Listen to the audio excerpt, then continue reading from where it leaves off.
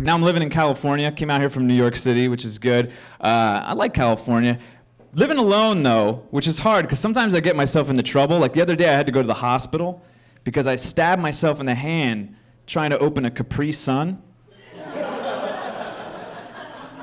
That drink should come with Band-Aids. I still drank it, though. I just started sucking it out of the bag. You ever do that? It's not even like you're drinking anymore. It's like you're breastfeeding from R2-D2. It's like, what is that? I put it down, though. I put it down. Yeah, and living alone, I've noticed, I started meeting my neighbors, which is interesting. In California, a lot of people have tattoos. And I'm a big fan of tattoos, especially if they have a story behind them.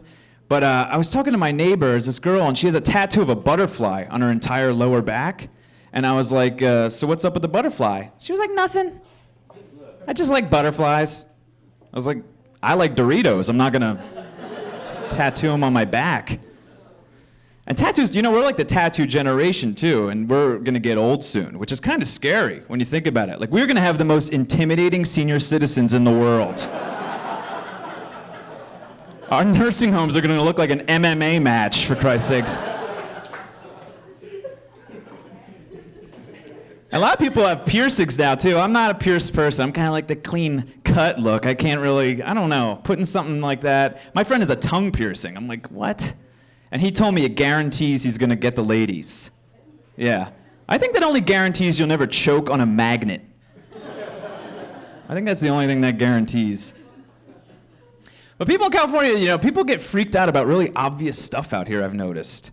Because the other day, my friend called me up. He was like, hey, some guy got eaten by a shark while he was surfing. Can you believe that? I was like, yeah. That's where the friggin' sharks live. In the ocean, and they eat things like people. That's not a surprising thing. Like, I would be surprised if the guy got attacked on land.